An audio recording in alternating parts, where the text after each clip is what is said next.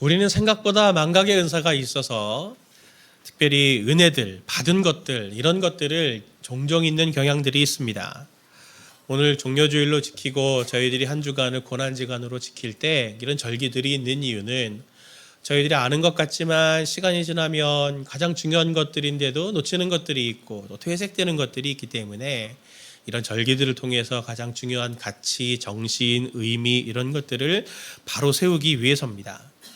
오늘 우리가 읽은 이 본문은 예수님께서 이제 고난을 당하시기 위해서 예루살렘 성으로 들어가시는 입성하는 장면을 보고 있는데, 이 시간 이후로부터 예수님은 이제 구체적으로 십자가 고난을 당하고 계시는 거죠.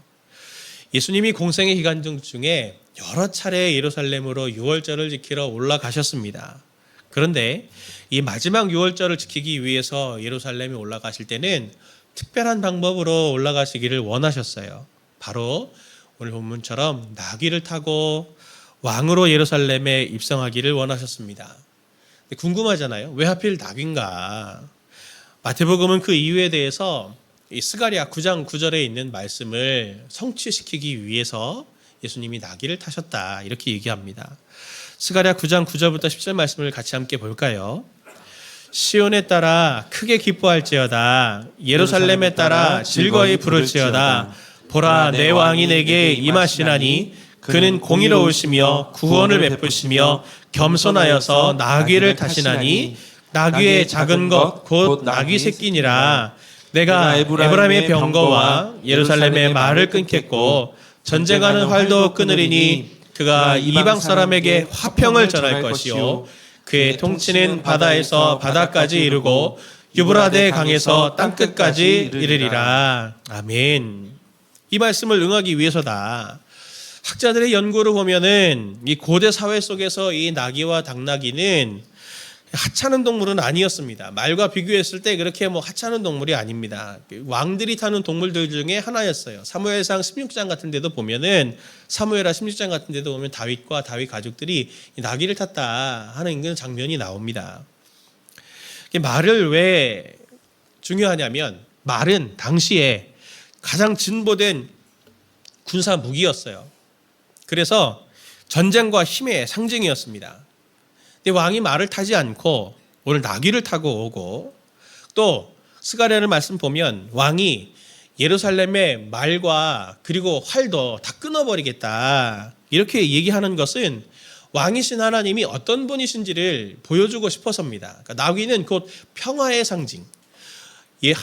세상의 왕과는 다르게 하나님은, 왕이신 하나님은, 참 왕이신 하나님은 이 나귀를 타고 오셔서 이방의 끝까지, 땅 끝까지 화평을 하나님께서 선포하시겠다라고 하는 것들을 예언하신 게 바로 이 스가랴의 예언입니다.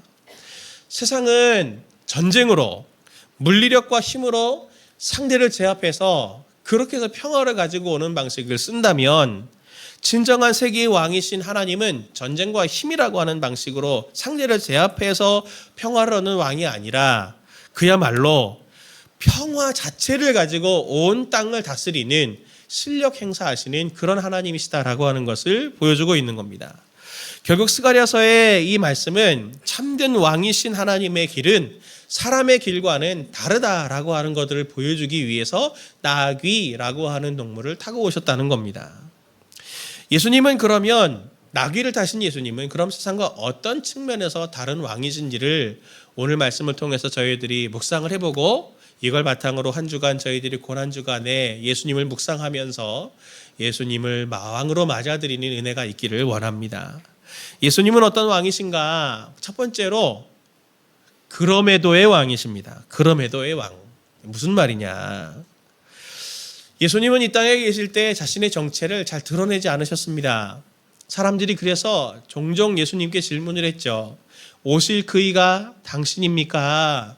당신의 정체를 밝히시오. 여러 번 사람들이 말했어도 예수님은 늘 모호한 말로 자기 자신을 지칭할 때도 인자다, 사람의 아들이다 이렇게 얘기를 하면서 그들에게 정체를 잘 보여주시지 않으셨어요. 근데 오늘도 예수님이 나귀를 타고 예루살렘 성에 들어가실 때 사람들이 막 환호하면서 예수님을 맞아들일 때 온 성이 요동하면서 이는 누구냐 이렇게 질문을 하면서 예수님이 누군지 궁금해하지 않습니까? 그런데 오늘 예수님은 이 예수님이 제자들을 마을에 보내서 미리 나귀를 준비하게 하십니다. 나귀와 나귀 새끼를 끌고 오도록 부탁하시는데 3절 말씀 보면 만일 누가 무슨 말을 하거든 주가 쓰시겠다 하라 그리하면 즉시 보내리라 하면서 너 왜 나귀를 끌고 오냐 왜 내 나귀를 끌어가려고 그래 할 때 주가 쓰시겠다고 하라 이렇게 말씀 주신 것처럼 자신을 주로 표현하고 있습니다. 유대인들에게 주라고 하는 이 호칭은 하나님께만 하는 호칭이에요. 로마인들에게는 황제에게 붙이는 호칭이었지만 유대인들에게 주는 하나님, 여호와 하나님 한 분이었습니다. 그러니 오늘 예수님이 주가 쓰시겠다고 해라 할 때 그 주는 바로 예수님이잖아요. 예수님이 하나님이고 예수님이 왕이다라고 하는 것을 명백히 보여주시는 겁니다. 사람들이 나귀와 나귀 새끼를 타고 오는 예수님을 보고 사람들은 자신의 겉옷을 펴서 나귀 위에 올려가지고 마구를 만들고 또 길에도 펴서 카펫을 만들고 나뭇가지를 꺾어서 환호를 하면서 호산나 다윗의 자손이여 찬송하리로다 주의 이름으로 오시는 이여 라고 지금 노래를 합니다. 왕으로 맞아들이고 있는 거죠. 이 모습을 통해 말씀하시려는 의도는 아주 분명합니다. 예수님이 분명히 왕이시다. 그것을 말해주고 싶은 겁니다. 그런데 재밌는 건 이후에 등장하는 10절, 11절의 말씀에 무리들의 반응입니다. 10절, 11절 말씀을 같이 함께 봅니다. 예수께서 예루살렘에 들어가시니 온 성이 소동하여 이르되 이는 누구냐 하거늘 무리가 이르되 갈릴리 나사렛에서 나온 선지자 예수라 하니라. 아멘. 이상하지 않습니까? 자기들이 노래를 내놓고도 이는 누구냐? 사람들이 물어보면 왕입니다라고 말하지 않고 갈릴리 나사렛에서 나온 선지자 예수입니다. 엄청 길게 설명을 하죠. 지금 나귀를 타고 예루살렘 성에 들어오시는 모습을 봐도 왕이고 사람들이 환호하는 모습을 봐도 예수님은 왕인데 왕에 맞는 격식과 모습을 취하고 있는데도 사람들은 이상하게 예수님을 제대로 알아보지 못하고 갈릴리 나사렛에서 나온 선지자 예수입니다. 이렇게 말하고 있는 겁니다. 사람들이 그렇게 말해도 예수님은 어떤 분이십니까? 왕이십니다. 그럼에도 예수님은 왕이에요. 그분은 나귀를 타셨어도 말이 아니라 나귀를 타셨어도 그분은 왕이고 그분이 자신의 정체를 밝히지 않고 출신도 나사렛 출신이어서 사람들이 나사렛에서 선한 게 날 수 있겠냐? 사람들이 비하하면서 험담하면서 그렇게 말해도 그분은 마지막에 나귀를 챙겨서 타시면서 나는 이스라엘의 왕이다 라고 하는 것을 분명히 밝히십니다. 우리가 이걸 무게감 있게 우리가 묵상해야 할 지점이 바로 이겁니다. 사람들이 말하죠. 신은 죽었다. 하나님은 없다. 하나님이 있다면 신이 있다면 어떻게 세상에 이런 일이 있을 수 있겠냐. 내가 그렇게 기도하고 간절하게 하나님 앞에 기도했는데도 하나님은 왜 내게 응답하시지 않냐. 하나님은 없는 거야. 신은 죽은 거야. 없는 거야. 사람들이 그렇게 말하고 다니지 않아요? 사람들이 자신의 생각에 따라서 신을 정의하고 하나님을 정의하고 그 기준과 생각에 맞아야만 하나님이시다라고 생각하는 그것을 인정하려 하는 이 자기중심적인 세대 속에 오늘 우리들이 살아가고 있습니다. 그런데 그들이 생각하는 신은 우상일 가능성이 크죠. 사람들은 예수님을 자기 마음대로 정의하려고 합니다. 옛날부터 그랬어요. 그렇게 자기 마음대로 예수님을 대우하려고 하는 습성이 있습니다. 예수님이 오병이의 기적을 일으키셨을 때 사람들이 어떤 반응을 보이는지 요한복음 이렇게 말하지 않습니까? 요한복음 6장 14절 15절 말씀 보면 그 사람들이 예수께서 행하신 이 표적을 보고 말하되 이는 참으로 세상에 오실 그 선지자라 하더라. 그러므로 예수께서 그들이 와서 자기를 억지로 붙들어 임금으로 삼으려는 줄을 알고 다시 혼자 산으로 떠나가시니라. 사람들은 자기의 생각에 이분이 오실 그이가 맞구나 하면서 억지로 왕을 삼으려고 했어요. 그래서 그들을 거부하고 떠나셨죠. 예수님은 또 변화산에서 변화된 모습을 제자들에게 보이시고 난 다음에 제자들에게 처음으로 자신의 모습을 드러내시면서 이렇게 교훈을 주셨습니다. 12절 마태복음 17장 12절 말씀 보면 내가 너희에게 말하노니 엘리야가 이미 왔을 때 사람들이 알지 못하고 임의로 대우하였도다. 인자도 이와 같이 그들에게 고난을 받으리라 하시니 하면서 세례 요한도 임의로 대우하고 나도 지금 임의로 사람들이 대우해서 고난당하게 할 거야 하면서 사람들은 습관들이 있는 거죠. 자기의 생각에 자기 생각하고 싶은 대로 하나님과 예수님을 정의 내리고 자기 마음대로 대우하고 있습니다. 왜 이런 일이 생기는지에 대해서 이 죄의 특징을 바울은 로마서 7장 8절에 이렇게 말하고 있거든요. 그러나 죄가 기회를 타서 계명으로 말미암아 내 속에서 온갖 탐심을 이루었나니. 죄의 특징은 뭡니까? 기회를 탄다는 거예요. 기회를 타요. 무슨 기회를? 바로 육체의 욕심을 이룰 기회를, 계속 탐심을 이룰 기회를 탑니다. 그래서 청교도 신학자 토마스 왓슨이 자기의 책에서 우리의 마음을 뭐라고 표현했냐면 이렇게 표현했어요. 우리의 마음은 오피치나 디아볼리, 곧 마귀의 작업장과도 같다. 오피치나, 오피스예요. 오피스. 라틴어인데 오피스, 마귀의 오피스 같다. 우리 마음이. 어떤 선한 것이 들어가도 죄성은 그것을 육체의 욕심으로 바꾸려고 하는 틈을 계속 봐요. 심지어 하나님도 예수님조차도 이 우상으로 만들려고 끊임없이 우리의 마음을 충동을 하죠. 유대인들은 예수 그리스도를 왕으로 맞아들이면서도 왕으로 제대로 이해하지 못하는 그러한 어처구니 없는 일들이 있지만 현대 그리스도인들에게 그리고 우리도 자주 넘어지는 이 유혹이 뭡니까? 하나님의 긍휼과 자비를 육체의 기회를 탈 틈으로 삼는다고 하는 것입니다. 유명한 명언이 있잖아요. 보자 보자 하니까 보자기로 보이고 호이호이 하니까 둘리로 안다. 예. 그분이 우리를 죄를 용서해 주시고 그분이 우리에게 긍휼과 자비를 한결같이 베풀어 주시니까 그분은 무서운 분이 아니에요. 언제나 용서해 주세요. 그러면 그래 알았어 하고 용서해 주시고 죄 지은 거를 아무것도 아닌 것으로 여겨주시는 그런 분으로 알고 있으니 그분이 왕이신 거 얼마나 두렵고 무서운 왕인 것을 잘 모릅니다. 우리에게 아직 회개할 기회가 남아있다면서 하나님의 자비와 사랑을 그런 하나님이시라며 왕 되신 주님이 말씀하실 때 하나님 한 번만 딱 용서해 주세요. 제가 이 죄 짓고 다음부터는 안 그러겠습니다. 하나님의 뜻을 알면서도 의지적으로 죄를 짓잖아요. 죄로 돌이키기보다는 죄 짓는 것을 두려워하지 않는 그런 모습이 우리들 가운데 있지 않습니까? 요한계시록을 보면은 예수님이 어떤 분이신지 예수님의 실체에 대해서 아주 구체적인 묘사를 하고 있는데 한번 그 말씀을 같이 한번 읽어보도록 하겠습니다. 요한계시록 1장 13절에서 17절 말씀입니다. 같이 봅니다.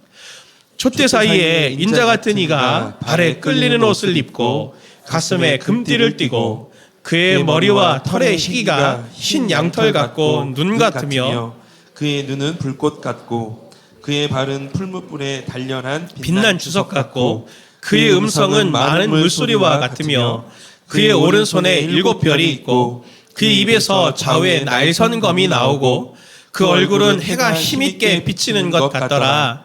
내가 볼 때에 그의 발 앞에 엎드려져 죽은 자 같이 되매 그가 오른손을 내게 얹고 이르시되 두려워하지 말라 나는 처음이요 마지막이니. 아멘. 오늘 여기서 이 모습을 본 자가 누굽니까? 바로 예수님을 가까이서 3년이나 따라다녔던 사도 요한입니다. 그의 사랑하는 애제자요. 십자가의 끝까지 죽음의 그 순간까지 십자가고 코밑까지 따라갔었던 애제자 사도 요한이 이 예수님을 환상중에 보았을 때 어떤 반응을 보입니까? 너무 무서워서 죽은 자 같이 되었다. 예수님이 오셔서 오른손으로 얹으시면서 두려워하지 말아라 막 이렇게 위로해 주실 만큼 너무 공포에 떨면서 두려워해서 예수님 앞에 죽은 자 같이 엎드렸어요. 지금은 예수님이 이렇게 무시당하시죠. 나귀를 타서 무시당하고 뭐 갈릴리 나사렛 출신이니 하면서 뭐 이렇게 무시당하지만 최종 마지막 날에는 예수님은 이 모습으로 우리에게 나타나실 겁니다. 모두가 무시할 수 없는, 모든 피두세계도 무시할 수 없는 엄청나게 두려운 왕으로, 모든 죄를 가차없이 심판하실 왕으로 모든 피조물 앞에 서실 분입니다. 오늘 우리가 신앙생활하면서 성경대로 믿는 건강한 신앙인이라고 하면 자비와 긍휼의 하나님만 받아들일 것이 아니라 오늘 보여주고 있는, 신앙 고백하고 있는 산자와 죽은 자를 심판하러 오실 두려우신 하나님이신 예수 그리스도를 왕으로 받아들이는 이 모습도 우리에게 필요한 것입니다. 고난주간에 우리가 묵상하고 회복해야 될 게 뭡니까? 우리가 지금 예수님을 어떻게 대하고 있나? 그걸 한번 우리가 점검해 봐야 되지 않을까요? 자비와 긍휼의 하나님으로만 생각할 것이 아니고 때가 되면 우리의 죄도 하나, 머리카락 하나까지도 하나님께서 찾아내셔서 심판하실 무섭고 두려운 분이다라고 하는 것들을 생각하면서 우리의 죄에 대해서 우리가 무겁게 생각해야 될, 그래서 그분의 십자가를 붙들어야 될 그 구원자 예수 그리스도를 우리가 마음에 다시 받아들여야 하는 것 아니냐 이겁니다. 나귀를 타셨어도 늘 긍휼과 자비를 베풀어 주셔도 내가 습관적으로 죄를 지어서 무심하여 아무 일이 안 생기기 때문에 그분이 내 삶에 안 계신 것처럼 보이고 금방 또 죄를 용서해 주시는 것처럼, 그렇게 눈 감아 주시는 것처럼 보여도 그분이 그렇게 하시는 것은 죄가 가벼워서가 아니라 우리를 불쌍히 여기셔서 돌이킬 기회를 지금도 주고 계시다고 하는 것을, 그리고 회개의 기회를 주고 계시다고 하는 것을, 또 다른 기회를 베풀어 주시는 왕이신 예수님을 마음에 받아들이는 이 한 주간이 되기를 예수님의 이름으로 축원을 드립니다. 예수님은 어떤 왕이신가? 두 번째로 우리가 생각할 것은 그럼에도 마음 상하시는 왕이시다라고 하는 것을 마음에 받아들이시기를 바랍니다. 그럼에도 마음 상하시는 왕이십니다. 예수님이 세상의 왕과 다른 점은 나귀를 타는 것만에 있는 것이 아닙니다. 예수님을 왕으로 맞아들이는 이스라엘 사람들의 모습을 보십시오. 7절 9절 말씀을 다시 보면 나귀와 나귀 새끼를 끌고 와서 자기들의 겉옷을 그 위에 얹음에 예수께서 그 위에 타시니 무리의 대다수는 그들의 겉옷을 길에 펴고 다른 이들은 나뭇가지를 베어 길에 펴고 앞에서 가고 뒤에서 따르는 무리가 소리 높여 이르되 호산나 다윗의 자손이여 찬송하리로다 주의 이름으로 오시는 이여 가장 높은 곳에서 호산나 하더라 했습니다. 오늘 보면 공통적인 특징이 있죠. 예수님은 무리를 대상으로 해서 자기가 왕이다 라고 하는 것을 선언하지 않으셨어요. 그리고 강압하지도 않으셨습니다. 사람들이 자발적으로 자신의 옷을 벗어서 깔고 펴고 노래하고 앞에 서고 뒤에 서고 하면서 호위대가 되듯이 자기들이 자발적으로 그렇게 왕으로 받아들이고 있는 모습을 보이고 있거든요. 이 모습이 중요합니다. 이처럼 우리 주님이 우리에게 원하시는 것은 억지로의 모습이 아니라 자발적으로 하나님을 우리의 왕으로 받아들이시기를 원하시는 분이다라고 하는 것을 오늘 이야기합니다. 제가 하나님이 인격적이시기 때문에 어떤 부분에서도 하나님은 우리에게 예배드리는 부분에서나 봉사하는 부분에 있어서나 헌금하는 부분에 있어서나 신앙생활하는 어떤 부분에 있어서 자발적인 방식으로 하나님을 왕으로 섬기기를 바라시지 세속의 어떤 권력들처럼 막 공포를 주어서 너 안 하면은 월급을 깎을 거야, 너 안식일을 어기면은 막 너 다리가 부러질지도 몰라, 막 이렇게 두려워하면서 그렇게 우리를 올감해가지고 강압적으로 어쩔 수 없이 순종하게 만드는 그런 왕이 절대로 아니십니다. 하나님이 어느 정도까지냐면 하나님은 오늘 본문 보십시오. 무시하려면 무시할 수 있는 존재로 지금 우리 앞에 계시는 분이세요. 그 정도로 우리를 인격적으로 존중해 주십니다. 하나님이 그 은혜를 너무나 풍성하게 모든 사람들에게, 믿는 사람만이 아니라 안 믿는 사람들에게도 풍성하게 베풀어 주시는 이 측면 때문에 사람들이 하나님은 없는 거 아니야? 이렇게 느끼는 거죠. 그런데 왜 예수님이 그렇게 처참하게 십자가를 지셔야 했겠습니까? 증명하고 싶은 게 있기 때문입니다. 하나님이 증명하고 싶은 게 무엇입니까? 삶으로 증명해내고 싶은 것이 바로 하나님의 사랑입니다. 이에 대해서 바울은 로마서 5장 8절에 이렇게 말합니다. 세 번역으로 같이 함께 봅니다. 그러나 우리가 아직 죄인이었을 때에 그리스도께서 우리를 위하여 죽으셨습니다. 이리하여 하나님께서는 우리들에 대한 자기의 사랑을 실증하셨습니다. 아멘. 하나님은 자기의 사랑을 증명해 보이고 싶으셨던 거예요. 우리 개역성경으로 보면 자기의 사랑을 확증하셨느니라 라고 말하면서 확실히 증명해서 보여주고 싶으셨던 거죠. 우리에게 말씀은 충분한 것 같습니다. 저도 보면 유튜브 엄청 많잖아요. 말씀은 충분한데, 그리고 구약의 이스라엘 백성들도 하나님이 당시에 수많은 선지자들을 통해서 이미 말씀을 많이 주셨음에도 왜 그들은 하나님 앞에 그렇게 순복하지 못하고, 왜 하나님께 그렇게 나아가지 못하고 왕으로 받아들이지 못합니까? 말씀을 몰라서는 아닌 것 같아요. 예수님의 제자들을 볼까요? 그들이 언제 진짜 참 제자가 되었습니까? 언제 그들이 변화가 되었나요?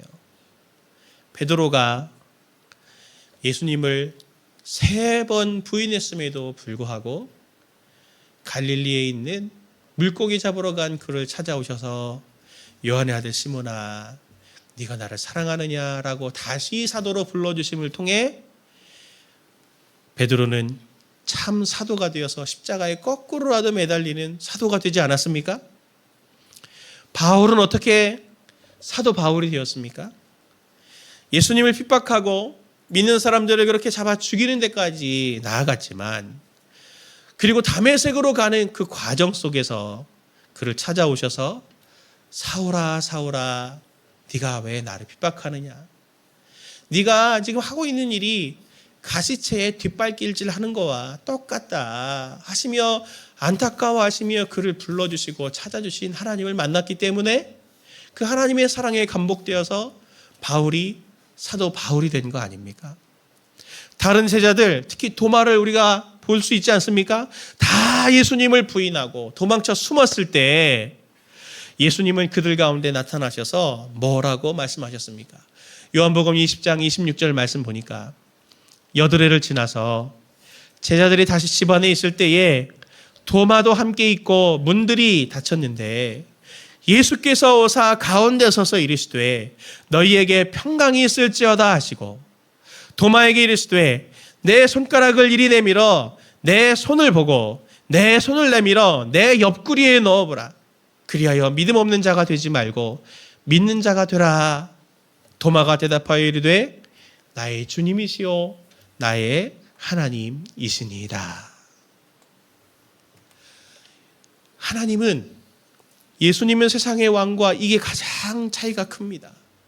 하나님은 우리에게 우리의 마음을 얻기를 원하세요. 자신이 마음 상하시더라도, 멸시를 당하더라도 그 멸시당함을 통해서 우리의 마음을 얻기를 원하세요. 자발적으로 하나님을 왕으로 받아들이기를 원하시는 왕이십니다. 스가랴서 9장 9절의 말씀을 같이 함께 다시 보기를 원합니다. 같이 봅니다. 시온에 따라 크게 기뻐할지어다. 예루살렘에 따라 즐거이 부를지어다. 보라, 내 왕이 내게 임하시나니 그는 공의로우시며 구원을 베푸시며 겸손하여서 나귀를 타시나니 나귀의 작은 것 곧 나귀 새끼니라. 아멘. 오늘 본문에 그는 공의로우시며 구원을 베푸시며 겸손하여서라고 할 때 겸손이라는 뜻이 히브리어로는 아니라고 하는 단어를 씁니다. 이 뜻이 무엇이냐면 고난당하다, 마음 상하다라는 뜻입니다. 그분은 겸손, 마음 상하셔서 마음 상하시기 위해서 나귀를 타신 겁니다. 무슨 말입니까? 우리 죄를 짊어지셔서, 아니, 고난당한 마음 상함이 있는 분이고, 그렇게 마음 상하는 일들을 통해서 우리를 감동시켜서 너를 위해서, 너의 죄를 위해서 내가 죽어줬어. 너의 죄를 온전케 했어.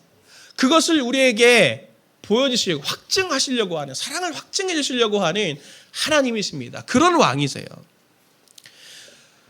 성도님들에게도 소울푸드라는 게 있죠? 어떤 게 있으십니까? 성도님들에게는 아마 다 다를 거예요. 저에게도 소울푸드 하면 한 2개가 있습니다. 하나는, 제가 이거 얘기했다고 또 선물하지 마세요. 이런 얘기하면 걱정됩니다. 막 다 이거 막 주실까봐. 저한테 참치캔입니다. 참치캔.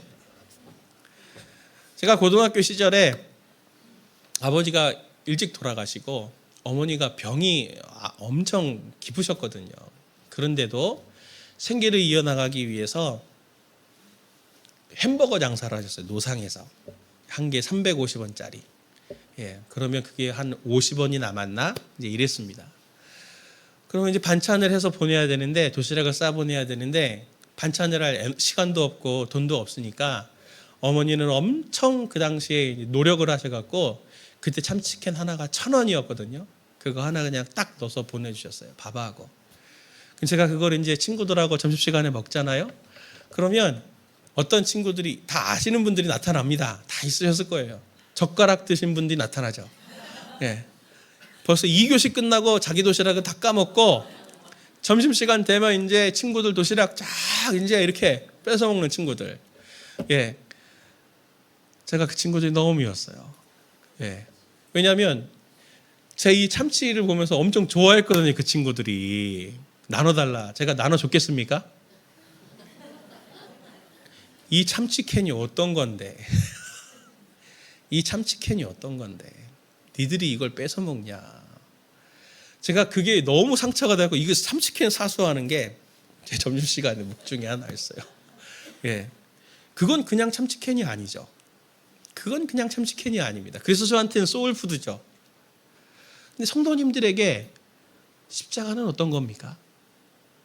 성도님들에게 십자가는 어떤 겁니까? 목걸이인가요? 귀걸이인가요? 장식인가요? 그럴 수 있겠죠. 그러나 그분의 십자가를 바라보고 그분의 고난을 바라보면서 그분의 사랑을 경험하고 난 후에 십자가는 장식 이상의 의미를 갖는 것들이 아니겠습니까? 그렇게 해서 받아들이게 된 예수님의 상처와 눈물은 오늘 그냥 예수님의 고난, 상처 이런 것들이 아니고, 오늘 본문에 왜 주님이 이 고난을 당하셔야 했나? 왜 주님이 이 십자가를 지셔야 했나? 왜 주님이, 그리고 내가, 그걸 아는 내가 지금 이렇게 살아야 되나? 그 마음을 당연히 가지지 않겠습니까? 주님은 우리를 감동시키시려고 지금도 모멸과 수치와 고난을 당하고 계세요. 분명히 그런 부분들이 있을 겁니다. 저도 있고 성도님들도 있고, 성도님들이 지금도 하나님께서 인내하시면서 성도님들의 죄와 성도님들의 무시와 성도님들의 모멸과 이런 수치를 지금도 감내하고 계신 아니가 지금도 있는 하나님이십니다. 그런데 우리는 어떻게 생각해요? 여전히 주님은 용서해달라고 하면 용서해 주실 분이잖아. 쉽게 우리 그렇게 생각하고 있는 것은 아니냐, 이 말입니다. 성도님들도 가족을 생각해 보십시오. 사랑하는 사람들에게 이 안위가 있지 않나요? 겸손, 마음 상함 있지 않나요? 그것들을 경험하면서 우리 아버지가 진짜 아버지고 우리 어머니가 진짜 내 아버지시구나라고 하는 존경심이 더 커지지 않나요? 내 자녀들을 바라보면서도 그래서 희생하고 헌신하시는 거 아닌가요? 그게 사랑이 아니던가요? 하나님은 오늘도 성도님들에게 그 모멸과 수치, 고난, 마음 상함을 당하고 있는데 그걸 성도님들이 지금 알고 계신가요? 고난주간을 지키는 이유가 바로 그것입니다. 십자가에 감동되어야 되는 겁니다. 머리로가 아니라 말이죠.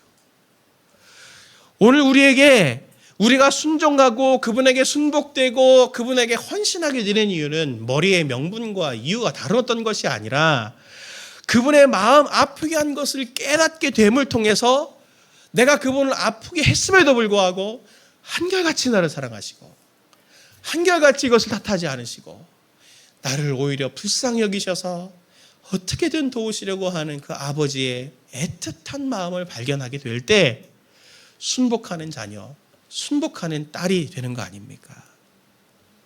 찬송가 380장을 보면 후렴구가 이렇습니다. 날마다 날마다 주를 찬송하겠네. 주의 사랑의 줄로 나를 굳게 잡아 매소서. 사랑의 줄이 우리를 묶어내는 겁니다. 저도 하나님 앞에 머리와 명분 따질 때 엄청 많지만 답작 엎드리게 될 때는 바로 이때죠. 주님, 제 생각에는 이게 맞는 것 같고 내 뜻에 이게 맞는 것 같고 내가 이게 좋지만 주님 마음, 아버지 마음 아프게 하기를 내가 원치 않아서 주님께 순복하겠습니다. 그럴 때 진짜 아들이 되더라고요. 제가 제 자신을 놓고도 기도할 때 기도하는 기도 제목이 그겁니다. 주님, 순종하는 아들이 되게 해주십시오. 더 순종하는 아들이 되게 해주십시오. 더 주님의 사랑에 감동하는 자가 돼서 그때야만이 제가 더 순종하는 아들이 될 테니 하나님 순종하는 아들로 저를 바꾸어 주십시오. 제가 늘 주님의 사랑을 구하며 하나님 앞에 그렇게 기도합니다. 이번 고난주간을 지나면서 제가 특별히 기도하며 준비하는 게 이 고난주간 묵상집입니다. 고난주간 묵상집. 한번 펴보십시오. 오늘부터 사실은 묵상하게 되어 있는데 오늘부터 고난이 시작되는 거니까요. 그런데 이게 매일매일별로 요일별로 주님께서 오늘부터 시작해서 그날에 어떤 일을 행하셨는지를 말씀을 거기에 요일별로 기록해 놨습니다. 이 말씀을 읽으십시오. 큐티 대신에 이 말씀을 하시고 병행구들도 적어놨는데 같이 읽으시면 좋습니다. 그것을 보시면서 예수님의 그날의 행적이 기록이 되어 있고 그걸 가지고 묵상하시고 낮에 그것을 가지고 기도하십시오. 그러면서 우리가 발견할 건 그거죠. 딱 한 가지. 오늘 이 말씀을 통해서 내가 주님의 마음을 아프게 하고 있는 그 한 가지 말씀을 찾는 겁니다. 그 한 가지 지점을 찾는 거죠. 오늘도 주님께서 큰 음성으로 성도님들에게 네가 나를 지금 이렇게 가시를 찌르고 있는 내 마음을 아프게 하고 있는 지점이 이거다라고 하는 것들을 우리가 들으면서 하나님께 감동되는 자가 되기를 간절히 원합니다. 그래서 매일매일 묵상하시고 저녁에는 말씀 들은 걸 가지고 저희들이 설교 노트 묵상하면서 요약해가지고 우리가 이것을 성도님들이 한 주간 하나님의 은혜의 흔적으로 추억하시는 좋은 도구가 되기를 원합니다. 사랑하는 성도님들, 주님은 우리의 마음을 얻기를 원하시는 왕입니다. 아니, 겸손의 왕, 마음 상하심의 왕으로, 애처로운 왕으로 지금 십자가를 지시고 우리 앞에 선명히 서 계신 주님이십니다. 한 주간 묵상하면서 하나님의 마음을 아프게 한 것, 배신한 것, 그분의 사랑을 멸시한 것을 찾으면서 그 십자가를 바라보시는 우리 저와 성도님들 되시길 예수님의 이름으로 축원을 드립니다.